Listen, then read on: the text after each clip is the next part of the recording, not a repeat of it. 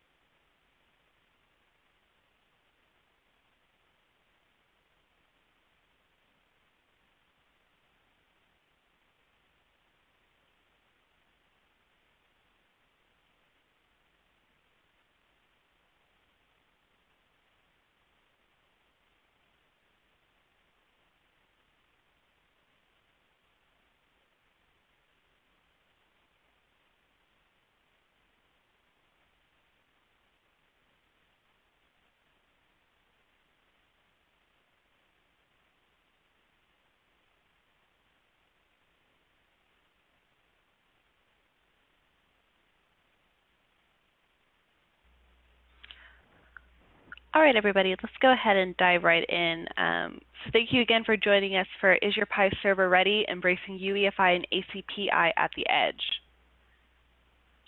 I want to take a minute to introduce you to our presenters.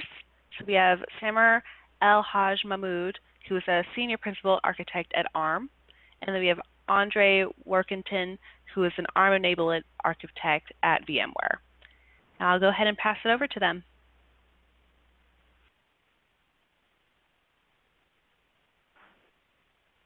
Hi, everybody. Oops, sorry, too far. Okay. Hi, everybody. So today, the agenda is we'll talk about briefly what Arm ServerReady is about, talk about single board computers that may not be quite server ready, and then talk about the work that we have been doing as a community to make the Raspberry Pi quote-unquote boring, some of the challenges involved with that, maybe show a demo and a call to action. And I'll start by talking about the Arm ServerReady program. Arm ServerReady is a certification program from Arm that enables Arm servers to be multiplayers in the horizontally integrated ecosystem of infrastructure servers. The program offers the blueprints for building ARM-based infrastructure systems that just work. That includes standards. It follows ARM standards-based approach for system development. It is based on a number of industry standards, such as PCIe, UEFI, ACPI, and SBBR. It also includes ARM-defined standards, namely the server-based system architecture and the server-based boot requirements, what we call SBSA and SBBR. In addition to the standards, the program includes testing and certification process and kit from ARM called the Enterprise Architecture Compliance Suite, or ETS. So ServerReady enables ARM infrastructure systems to become, quote-unquote, what we call boring or just work. What that means is that the systems are not weird to OEMs, ODMs, to the IT and end users, or to the software developers. Such systems should easily be able to support commercial off-the-shelf operating systems and software. This is essentially what we call a horizontally integrated ecosystem. For example, one of the goals of such a program is to be able to load an OS distribution off the shelf, not customized, and boot on such compliant systems, at least far enough to be able to install the missing drivers. So let's talk about one of the main components of this program, which is the SBSA, or the server-based system architecture. This specification provides hardware requirements for servers for building compliant infrastructure systems. The requirements are intended to ensure standard software or operating systems will work correctly on such machines. This specification is developed in conjunction with the ARM partners and ecosystem across the industry. That includes silicon providers, OS and hypervisor vendors, BIOS providers, or BIOS vendors, IHVs, and OEMs and ODMs. It is based on a number of standards, as I mentioned earlier. So the SBSA specifically is based on some ARM standards, including ARM architectural standards, as well as other standards from ARM for different extensions and components. It's also based on industry standards such as PCIe, or standards from PCI SIG, and in the future may be extended to include other hardware standards such as CXL or C6. This specification has multiple levels. Each level corresponds to a set of requirements on processor features and memory subsystem, and the levels increase over time, and they represent the passage of time for new architecture features. So new levels are generally added to include all the requirements of a previous level. For example, the specification right now is at level 6, and it includes, in addition to everything in the previous levels, it includes some elements that are specific to level 6, such as support for the ARM 8.5 processing elements, or PE, enhanced PCIe device enumeration requirements, including examples of how to implement things like ECAM, for example, and how to present on-chip peripherals such as PCIe endpoint devices, and other requirements on the silicon in such a compliant system. The next standard I would like to talk about is the SBBR. The operating system software running on standard hardware requires certain standard firmware interfaces to be present in order to boot and function correctly. The server-based boot requirements, or SBBR, documents and describes these firmware requirements. It covers underlying industry standards, including, of course, the UEFI and ACPI standards, as well as other firmware interfaces such as SMBIOS, PCI firmware specification, and TCG firmware requirements. In addition to following industry standards, it also follows standards specific to ARM, such as the Power State Coordination Interface, the PSTI, or the SMCCC, the Secure Monitor Convention interface, and the ARM Functional Fixed Hardware, the ARM FFH specification as examples. And similar to SBSA, the SBBR was developed in conjunction with the partners across the industry that are part of the ARM server ecosystem.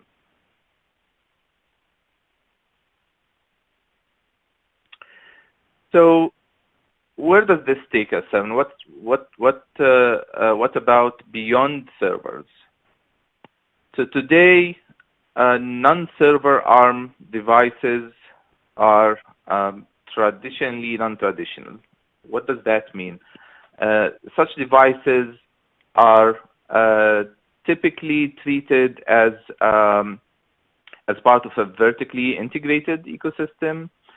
There is customization to the firmware, custom firmware interfaces. There is customization needed to the operating systems, including non-upstreamed Linux kernels, for example, or custom distros.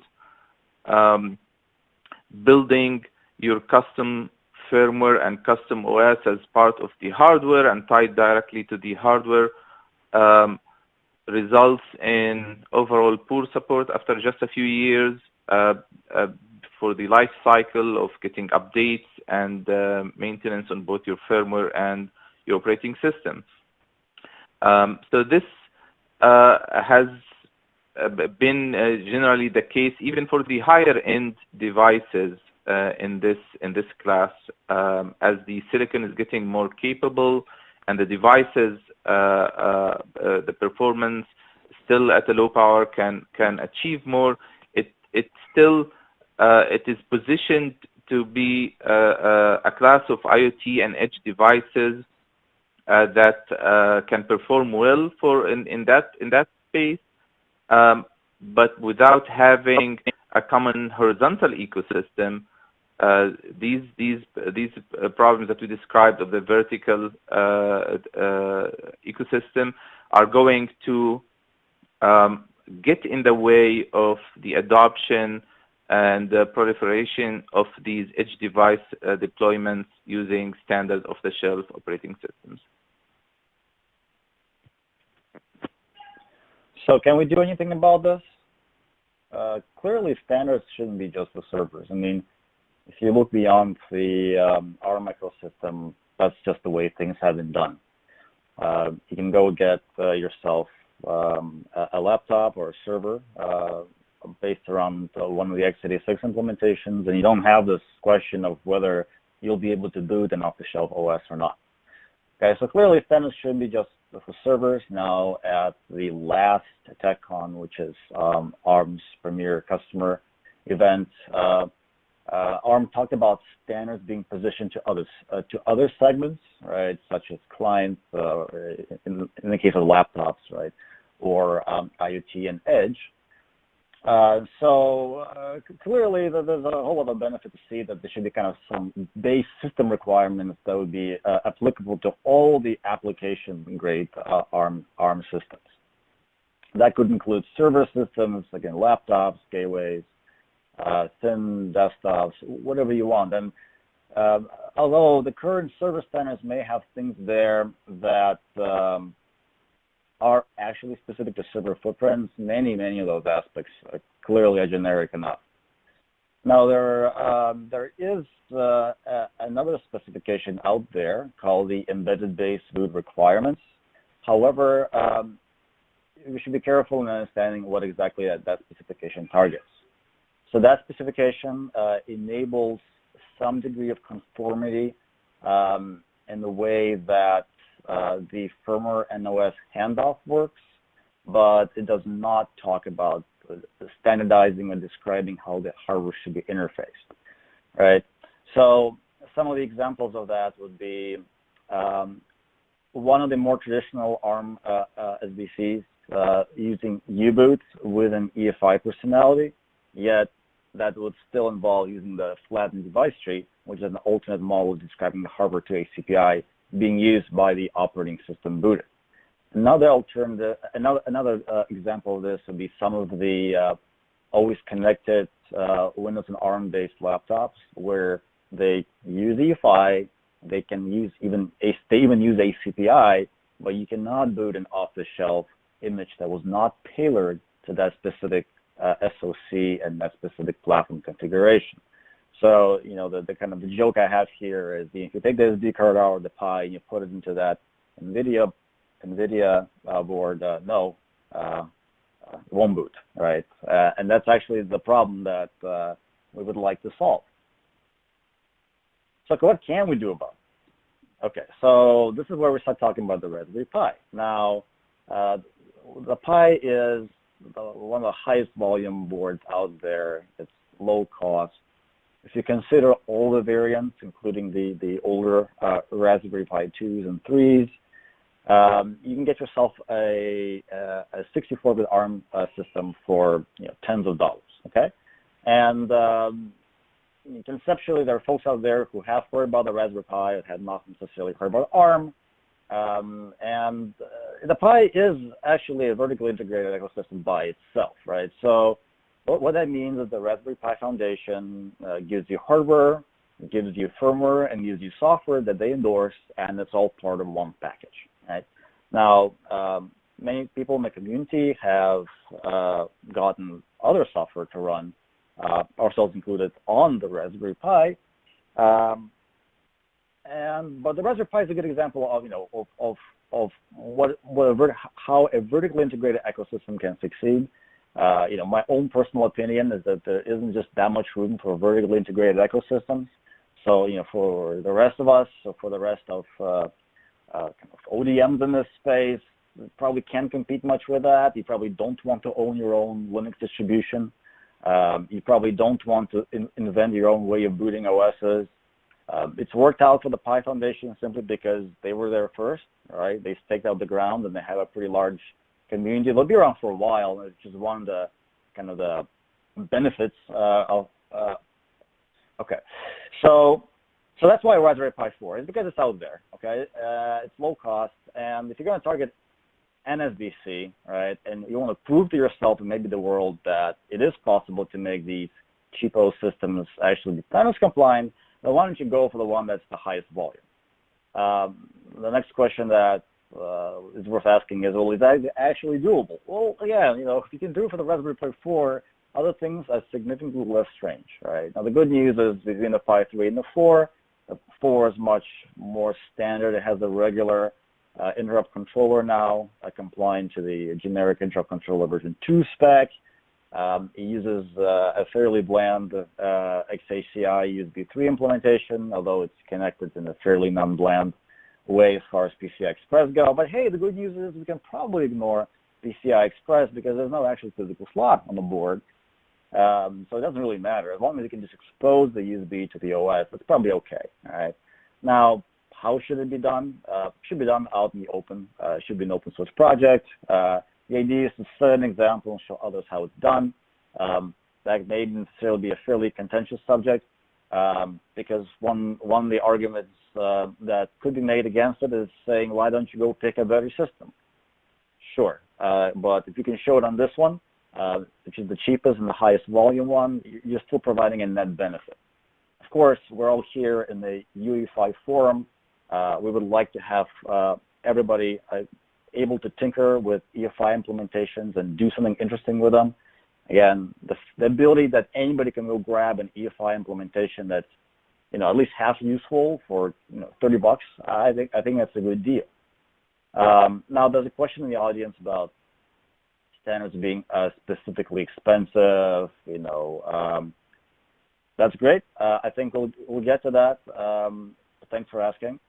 Now, again, if you're a server buff, if you like servers, x86 servers, ARM servers, maybe you don't care, right? But specifically to ARM servers, well, you will care because there's still a question of other systems that anybody can go buy, right?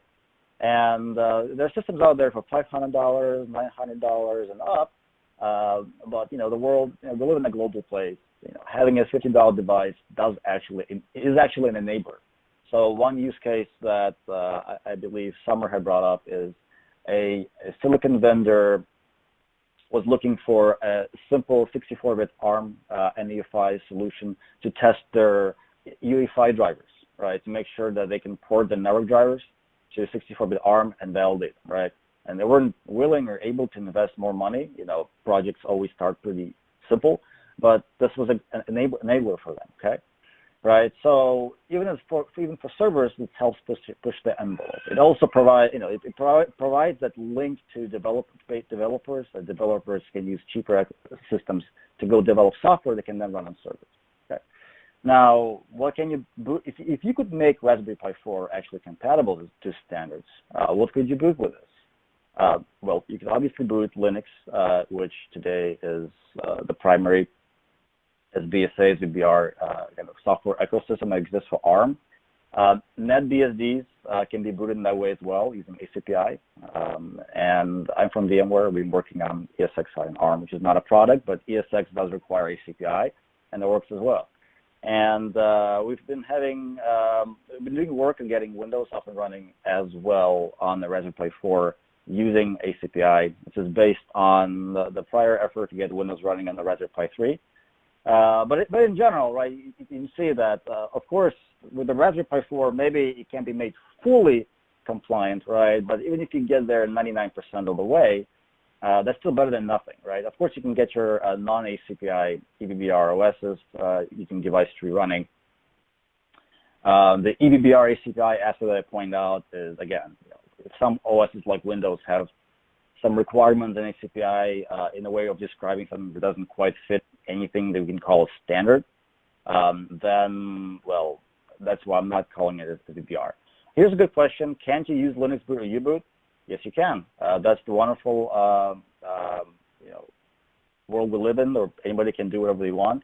The problem with U-boot today is it doesn't support ACPI tables, right? So if I wanted to boot an OS that requires ACPI, it's not done yet. Now, there's no technical reason why it can't, right? We've seen the U-boot implementation grow in its capabilities as far as the EFI personality goes.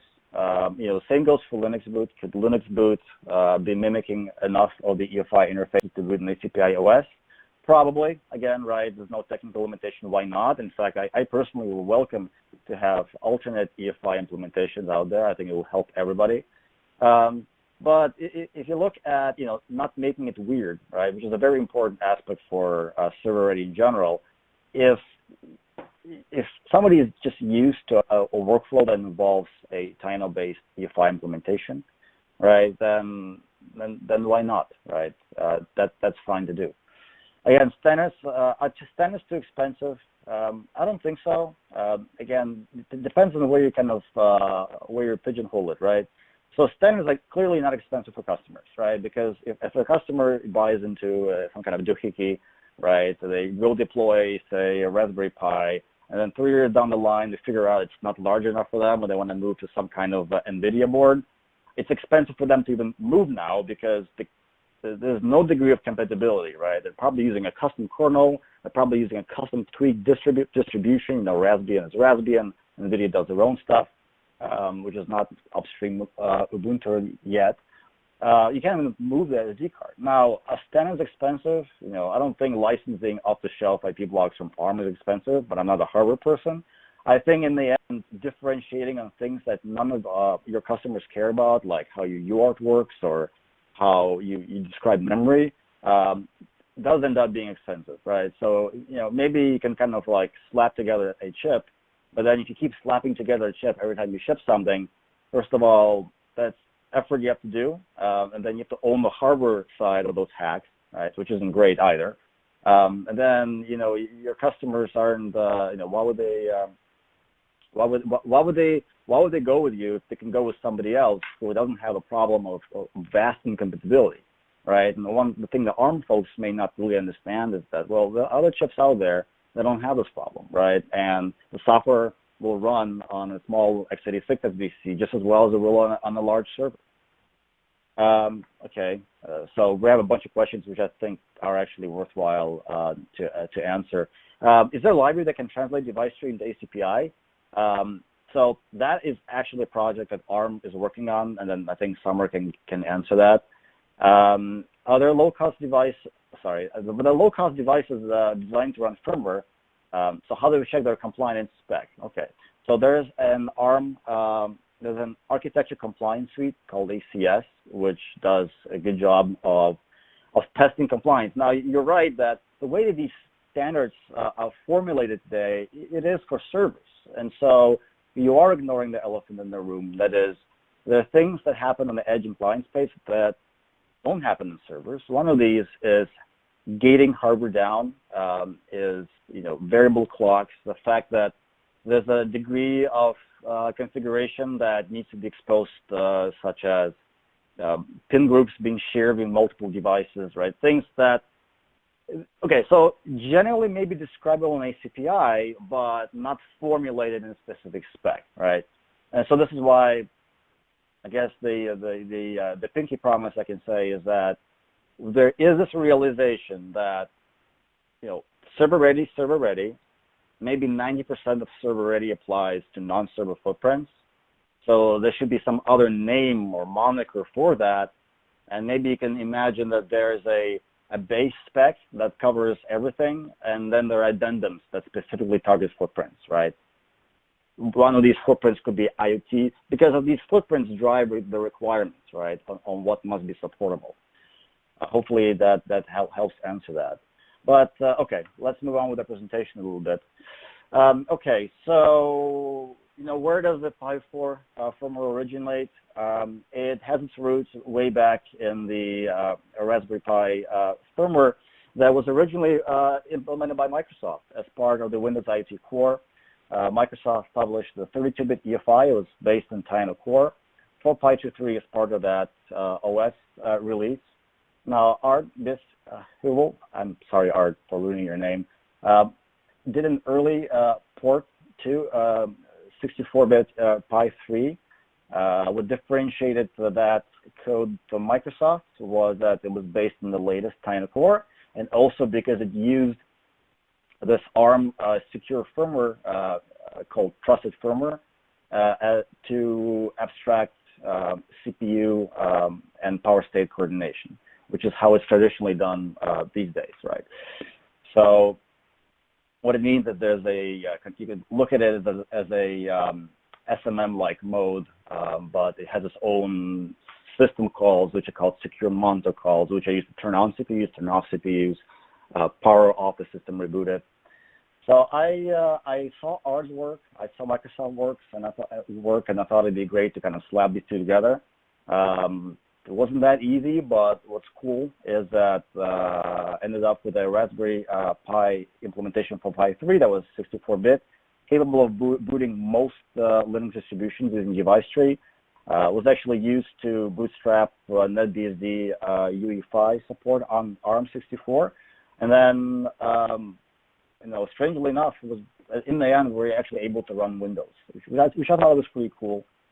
A gentleman by the name of Pete Bartard took on the Sisyphean task of upstreaming this work into proper Tino Core. So because of his work with Art and Leif, that is now part of Tino Core proper. And then last year, with the Pi 4 out, it seemed like, well, why don't we go and develop this further to support the Raspberry Pi 4 itself? And we showed some demos at the TechCon.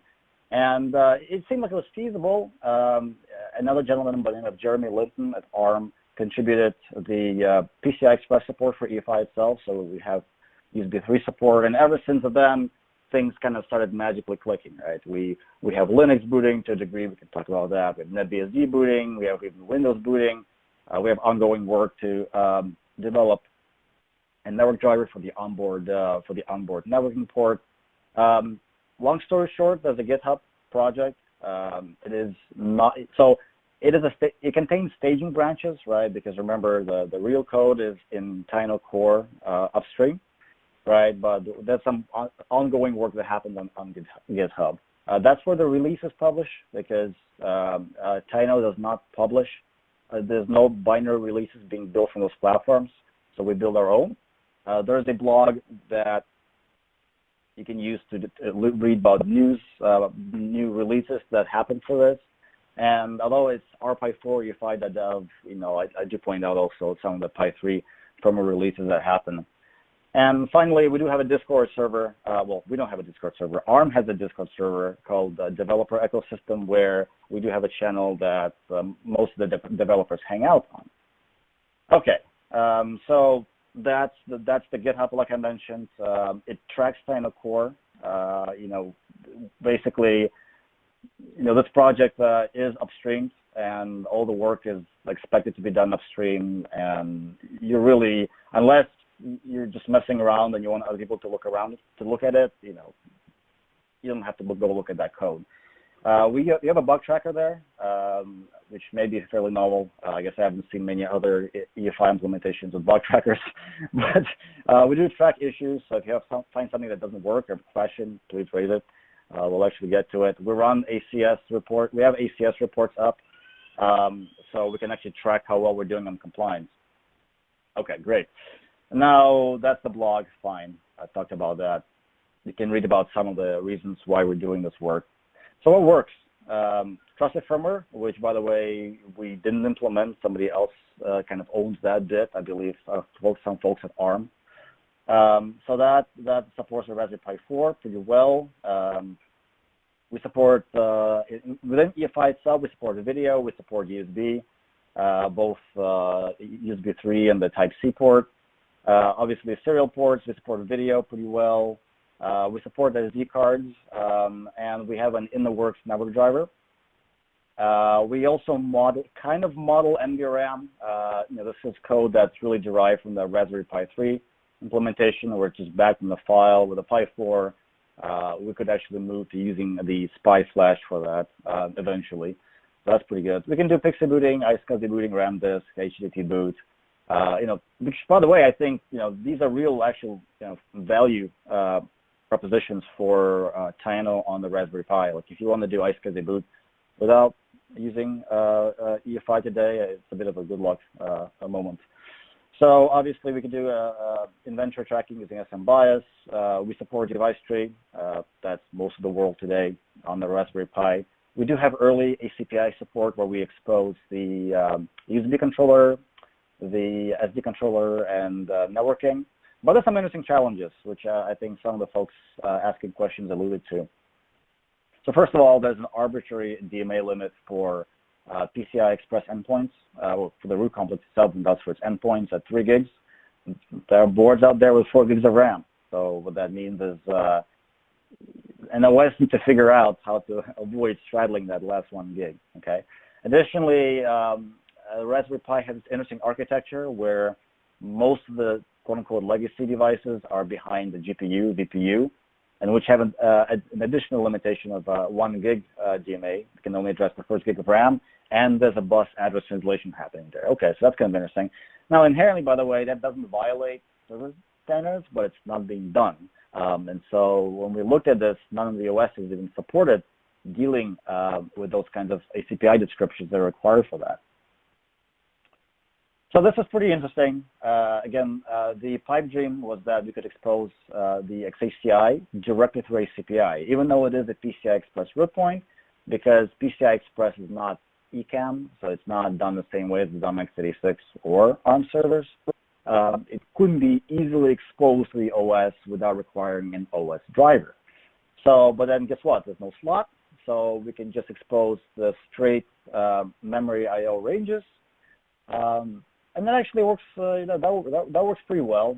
We have to, of course, deal with the fact that UEFI will disable bus mastering, but ACPI is descriptive enough where you can use an initialization method to go and turn it back on, basically. And then, I mean, proof is in the pudding. USB does work in Linux and NetBSD. Where else? Yes. So legacy DMA constraints. So the previous slide talked about how you expose it in general, but then what about the 3 gig constraint? So one of the ways to do it, which is in the confines of the ACPI spec, is to use these DMA objects that can be provided by a bus controller. So if you have a kind of pseudo bus controller with these ACPI 0004 container objects, they can define DMA translations for children. This is in the spec, although it's funny, it was not in most operating systems. And the operating systems that did have it, it was kind of tied to the way how PCI Express and ACPI were tied together. So first implementation to actually support this was in NetBSD, courtesy of Jerry McNeil. And then we had a small 5-line patch for Linux, which was actually picked up by ARD and kind of worked on with the Linux community. And my latest take on it, and feel free to correct me, is that it was actually merged. So this means that a future so if you take upstream Linux kernel and build it, it should just work for you now. At least USB 3 will just work for you now.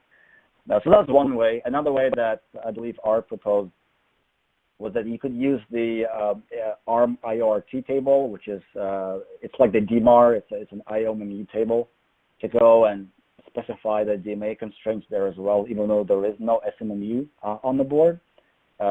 This is a bit OS specific, but hey, I think it's also valid, but I think we should stick to Well, we can describe it. It doesn't conflict clearly, right? But I think the DMA constraints, the way that they're laid out by support is laid out by the spec is pretty important as well. I mean, it's pretty trivial to support, so that works pretty well.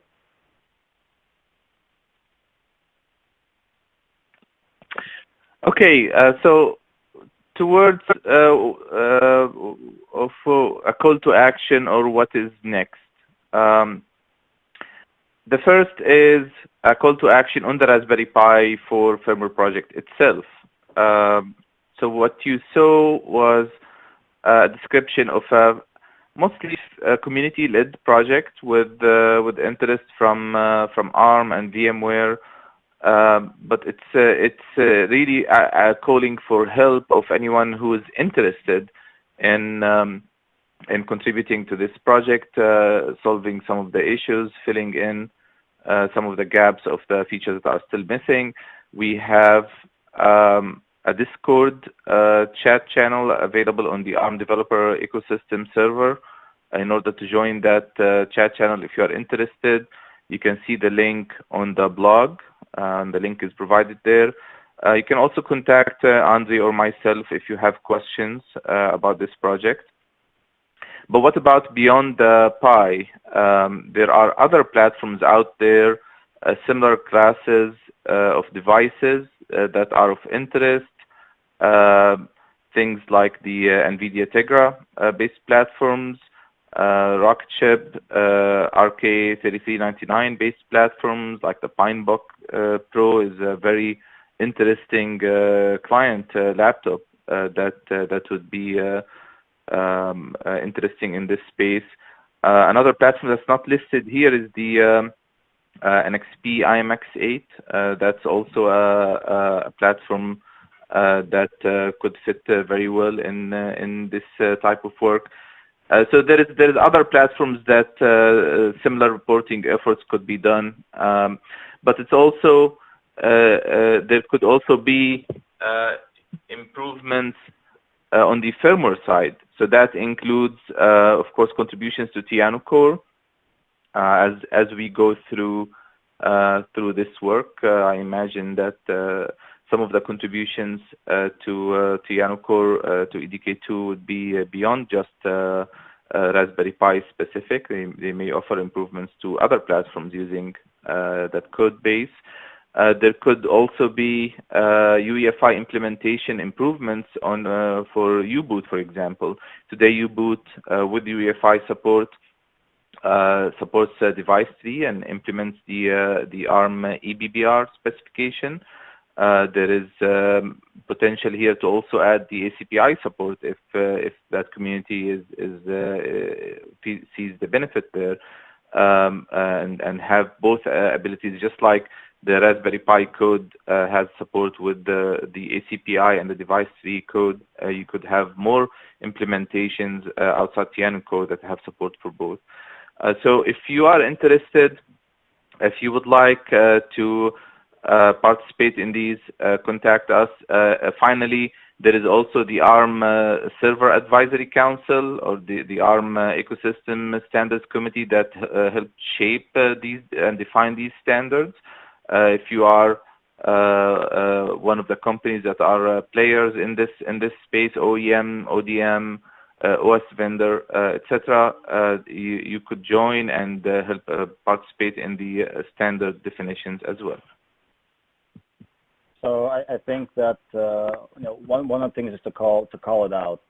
I'm sure many people on this call have specific opinions about how to expose non-server systems using ACPI, and we would like to hear those out. We would like to fold you into those discussions, just so that we can come up with, let's call it the derivative of the server-ready specs that don't stray too far away from that, in spirit and in implementation, while actually solving the problems, right? Because the goal of this work isn't just to lose 60% of every SBC and claim success just because you have frame buffer video working and serial, right? The goal is to figure out how to export 99% of the functionality of the board in a single manner that an ACPI OS can consume,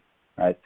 So, and I think it's a goal that's possible to reach, even on platforms like the Raspberry Pi 4.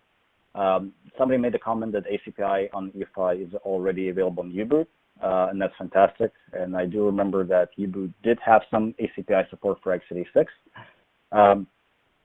So yeah, it would be good to add it to ARM. By the way, I think somewhere between when these slides were made and now, that word got picked up again. So that's pretty good. Summer, would you like to make a comment about the price of certification? Sorry, how expensive standards are and how cheap they are? Is the value proposition on that?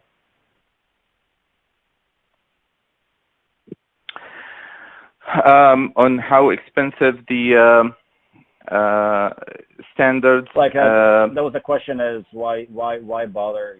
Won't this make single board computers more expensive? Well, remember the goal of this is to take off-the-shelf operating systems that just work the same way they work today on, let's say, standard servers.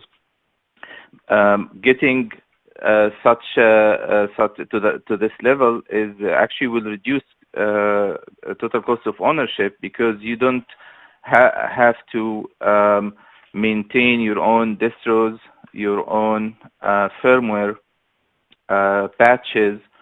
You still have to do firmware patches, of course, from the manufacturer, but having firmware that is more mainline and follows the standards, and the big value of just getting security patches for operating systems, for example, that are standard off the shelf, without having to maintain your own packages and get locked in of continuous maintenance on them.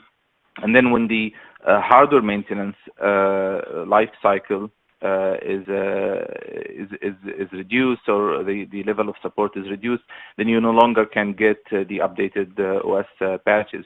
So that in itself outweighs any cost in additional development to follow such standards. Got it.